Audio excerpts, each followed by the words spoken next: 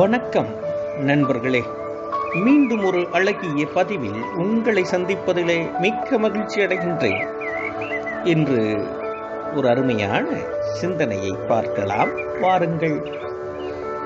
நடப்பது எல்லாம் நன்மைக்கே, நடப்பது எல்லாம் நன்மைக்கே, நடந்ததெல்லாம் நம்முடைய நன்மைக்கே, நடந்து கொண்டிருப்பதெல்லாம் நமது நன்மைக்கே, இனி நடக்கப் போவதெல்லாம் நமது நன்மைக்காகவே நடக்கும்.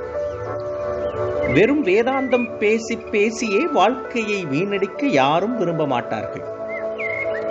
வெறும் வேதாந்தம் பேசி பேசியே வாழ்க்கையை வீணடிக்க யாரும் விரும்ப மாட்டார்கள். ஆயினும் நமது இயல்பான வாழ்விற்கு ஆன்றோர்களின் அனுபவமும் நமக்கு வழிகாட்டியாக அமையும்.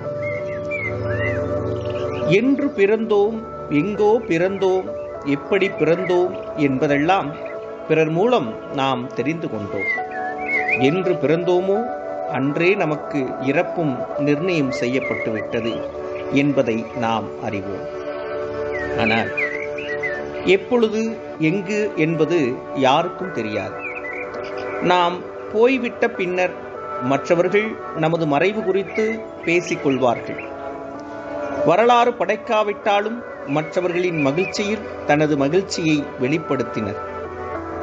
வெளிப்படுத்துவர் என்றும், அவரது வாழ்க்கை அர்த்தமுள்ளது என்றும் பிறர் பேசிக்கொள்கின்ற அளவிற்காவது நாம் வாழ்க்கையை வாழ்ந்திருக்க வேண்டும். இருப்பதையெல்லாம் தூக்கி கொடுத்துவிட்டு கவலையோடு வாழ வேண்டும் என்று யாரும் கூறவில்லை. முடிந்த அளவிற்கு மற்றவர்களின் வாழ்வில் அக்கறை கொள்ளுங்கள், அதற்காக அன்பு காட்டுங்கள் என்றுதான் அனைத்து மதங்களும் போதிக்கின்றன. இந்த அற்புதமான மனித பிறவி இறைவன் நமக்கு அளித்த கொடை.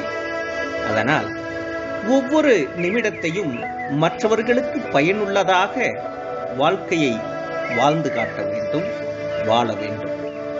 எல்லா உயிரினங்களும் உயிர் வாழ்கின்றன, மனிதன் மட்டும் வாழ்க்கை நடத்துகின்றான்.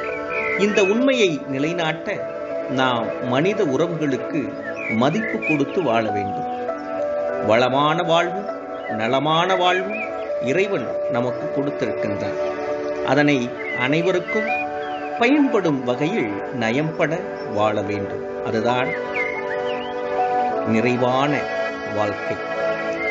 எப்படியும் வாழலாம் என்பதை தூக்கி எறிந்துவிட்டு இப்படித்தான் வாழ வேண்டும் என்று நினைத்தாலே நாம் வெற்றியின் முதல் படியில் ஏறிவிட்டோம் என்றுதான் சொல்ல வேண்டும். நண்பர்களே, இந்த அற்புதமான வாழ்க்கையை மகிழ்ச்சியாக உற்சாகமாக வாழுங்கள். இந்த வெற்றியின் முதல் படியில் ஏறுங்கள் என்று சொல்லி இந்த அழகான பதிவை நிறைவு செய்கின்றேன். மீண்டும் ஒரு அழகிய பதிவில் உங்களை சந்திக்கும் வரை உங்களிடமிருந்து விடைபெறுவது நான் காசி, நீங்கள் என் உறவுகள். நன்றி, வணக்கம்.